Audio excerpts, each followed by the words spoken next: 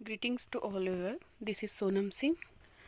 आज हम लोग HSPQ प्रैक्टिकल की फ़ाइल बनाना सीखेंगे। ये मैं आप लोग के साथ एक सैम्पल फ़ाइल शेयर कर रही हूँ। इस तरीके से आप HSPQ की फ़ाइल बना सकते हैं। सबसे पहले सैद्धांतिक पक्ष लिखते हैं। यहाँ पे पहली हेडिंग आपकी जाएगी सैद्धांतिक पक्ष, और इंग्लिश मीडियम के बच्चे लिखेंगे थ्योरेटिकल एस्पेक्ट। तो क्योंकि ये एक पर्सनालिटी टेस्ट है आरबी कैटिल द्वारा 14 PF HSPQ, तो सबसे पहले पर्सनालिटी की मीनिंग, डेफिनेशंस, यही सब लिखना है। तो व्यक्तित्व, फिर व्यक्तित्व का अर्थ। मैं धीरे धीरे स्क्रॉल कर रही हूँ ताकि आप लोग को, अगर आप देखना चाहें तो आपको मिल जाए। फिर उसके बाद परिभाषा। परिभाषा ज़रूरी नहीं कि आप इसको ही एज इट इज़ कॉपी करें। अगर आप कोई दूसरी भी लिखना चाहते हैं तो आप लिख सकते हैं। एटलीस्ट आप मतलब 3-4 डेफिनेशंस ज़रूर दीजिएगा।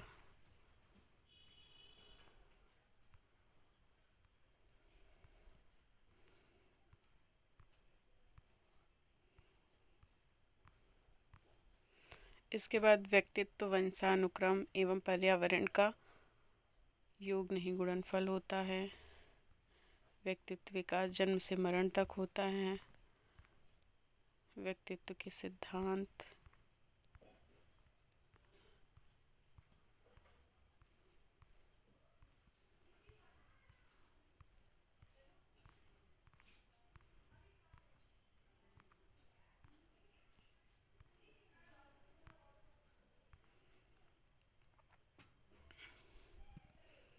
ये देखिए, ये मेंशन करना बहुत ज़रूरी है, चाहे इसको आप टाइप्स में समझ लीजिए या प्रिंसिपल्स में समझ लीजिए। शरीर रचना सिद्धांत और मनोवैज्ञानिक गुण सिद्धांत। शरीर रचना सिद्धांत के हिसाब से गोलाकार, आयताकार और लंबाकार 3 प्रकार की पर्सनालिटी होती है। और अगर साइकोलॉजिकल क्वालिटीज़ की बात करें तो इसमें 2 लिखा हुआ, 2 नहीं 3 होते हैं। बहिर्मुखी, अंतर्मुखी और उभयमुखी। एक्सट्रोवर्ट, इंट्रोवर्ट और एम्बिवर्ट।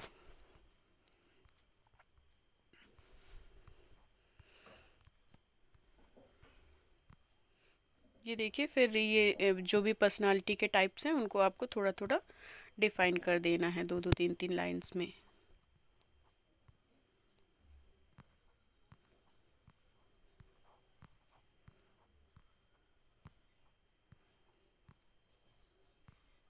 इसके बाद अगली हेडिंग है लक्षण सिद्धांत।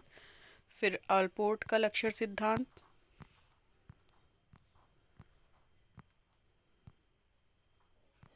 कैटल का लक्षण सिद्धांत,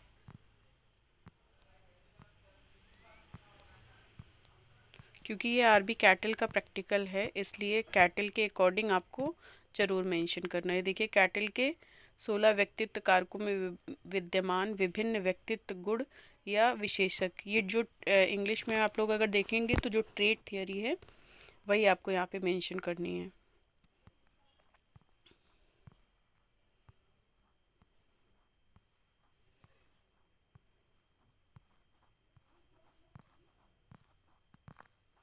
इसके बाद आता है क्रियात्मक पक्ष। क्रियात्मक पक्ष मीन्स प्रैक्टिकल एस्पेक्ट। सबसे पहले परीक्षण का नाम, नेम ऑफ द टेस्ट, तो उसमें आप वही लिखेंगे जो आपको क्वेश्चनर मिला हुआ है ना। आरबी कैटल द्वारा निर्मित जूनियर सीनियर हाई स्कूल व्यक्तित्व प्रश्नावली HSPQ। फिर परीक्षण के उद्देश्य। अब क्योंकि आप लोग 14 PF कर रहे हैं, HSPQ ये जो है 2 तरीके का होता है, एक 16 PF, एक 14 PF।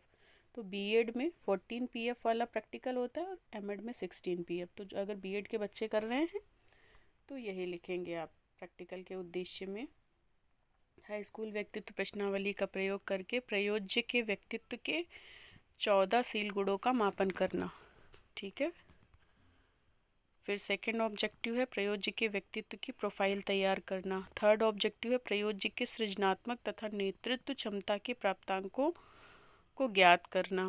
ग्रामेटिकल मिस्टेक्स हो सकती हैं तो उसको आप लोग अवॉइड करिएगा। जब आप फाइल पढ़ेंगे तो आपको मिलेंगी, जो मिले उसमें आप करेक्शन कर लीजिएगा।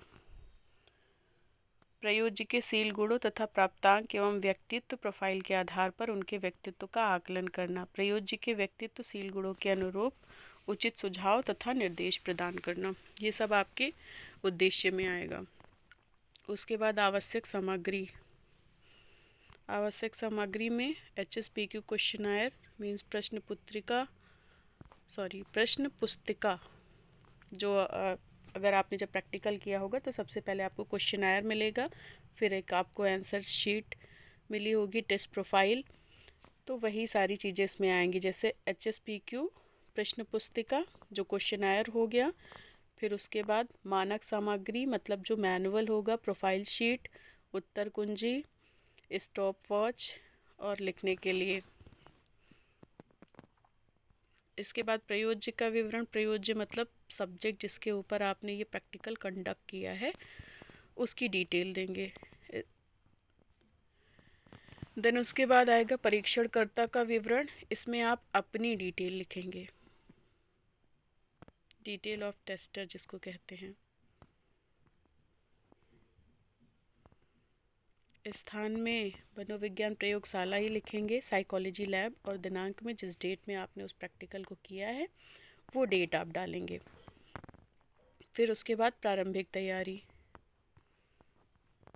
ये सब चीज़ें आप एज इट इज़ लिख सकते हैं। मेन जहाँ पे जब डेटा इंटरप्रिटेशन की बात आएगी वहाँ से आपकी फ़ाइल जो है वो चेंज होगी, क्योंकि आपका डेटा अलग होगा, इस फाइल में जो डेटा दिया हुआ है वो अलग होगा।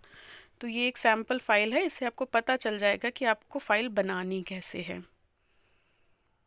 अब ये आ गई सावधानियाँ, क्या क्या आपको सावधानियाँ रखनी है इस परीक्षण को करने में।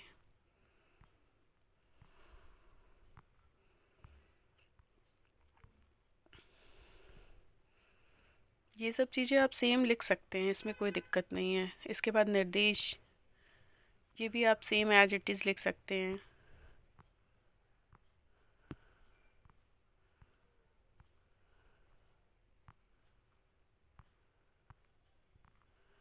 इसके बाद कार्यविधि, ये भी आप सेम कर सकते हैं।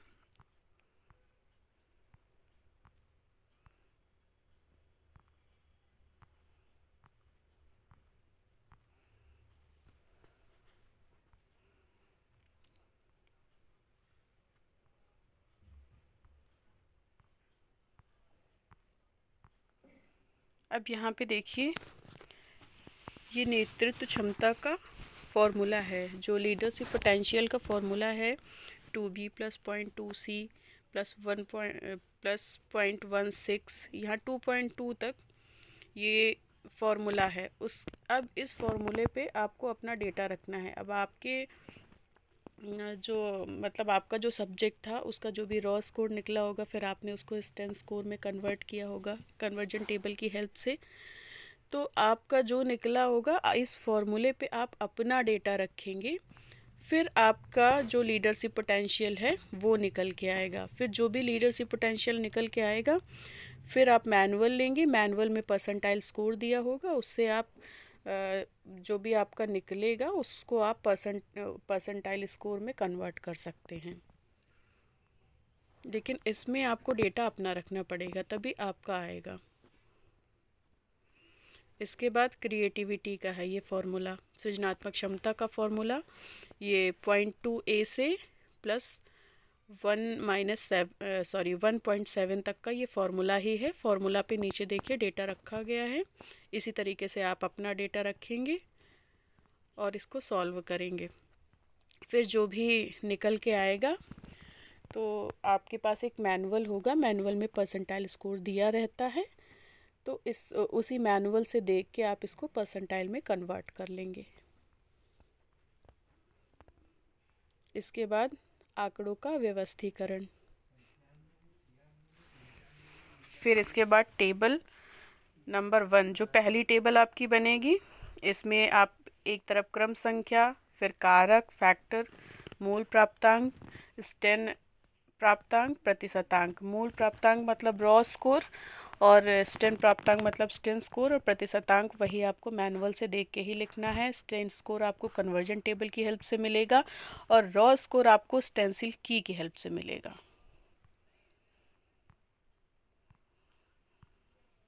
ए से लेके पूरा Q4 तक का आपको इसमें मेंशन करना होगा। इसके बाद यहीं पे आप अपना ये टेस्ट प्रोफाइल लगाएंगे।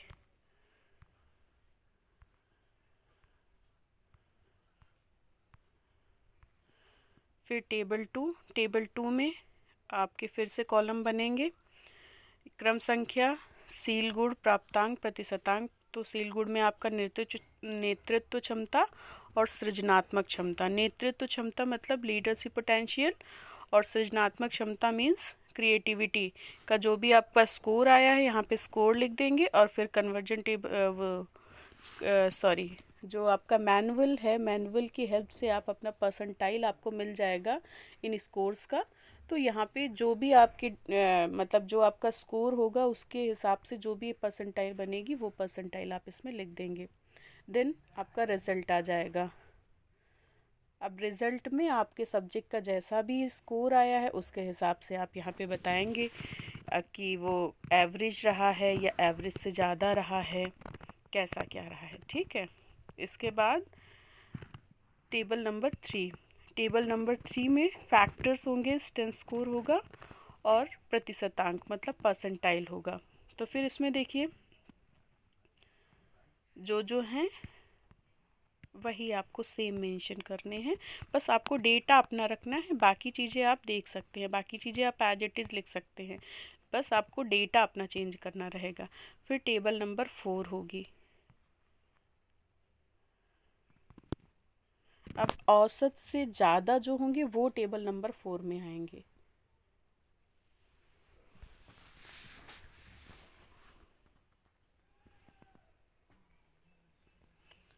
इसके बाद परिणामों की व्याख्या। परिणामों की व्याख्या आपका जो टेस्ट प्रोफाइल होगा उसी में दिया रहता है। जैसे 1 to 4 जो है वो लो डिस्क्रिप्शन जाएगा, 5 6 आपका एवरेज डिस्क्रिप्शन जाएगा, और 7 to 10 आपका जो हाई स्कोर डिस्क्रिप्शन लिखा हुआ है उसी से देख के आप लिख दीजिएगा।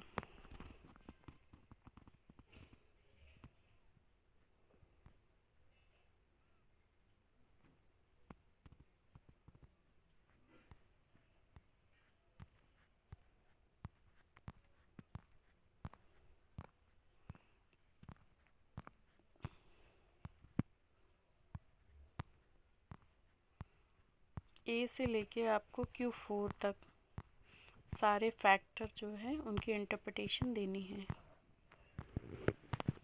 फैक्टर ए से फैक्टर Q4 तक पूरे 14 फैक्टर हैं, और पूरे 14 फैक्टर्स की आपको इंटरप्रिटेशन देनी होगी।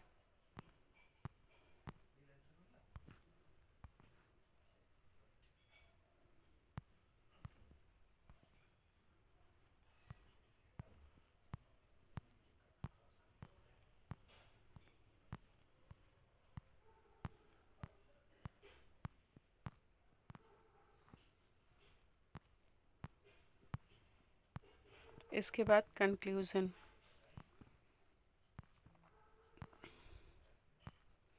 फिर सुझाव, सजेशंस, विषय के लिए क्या सजेशंस हैं, मतलब आप अपने सब्जेक्ट को क्या सजेशन देना चाहते हैं। जैसा भी रिज़ल्ट आया होगा उसके अकॉर्डिंग आप सजेशन देंगे।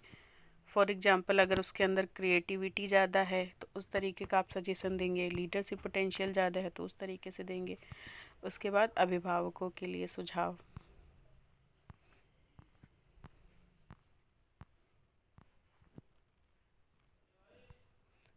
इसके बाद शैक्षिक निहितार्थ, एजुकेशनल इम्प्लीकेशंस, छात्रों हित शैक्षिक निहितार्थ।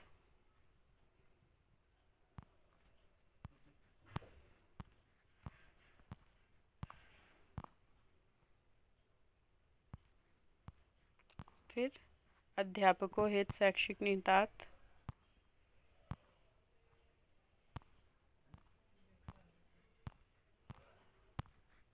इसके बाद संदर्भ ग्रंथ सूची, रेफरेंस। देखिए इसमें रेफरेंस में थोड़ी मिस्टेक हो गई है। जैसे ये रेफरेंस लिखने का तरीका होता है, जैसे अगर एस के मंगल है तो मंगल एस के, पहले सर नेम लिखा जाएगा, फिर नेम लिखा जाएगा, फिर बुक नेम लिखा जाएगा, फिर पब्लिशर नेम, उसके बाद जो है सिटी नेम। तो रेफरेंस आप करेक्ट कर लीजिएगा। इस तरीके से आप HSPQ की प्रैक्टिकल फ़ाइल बना सकते हैं। आई होप कि आप लोगों को हेल्प मिली होगी।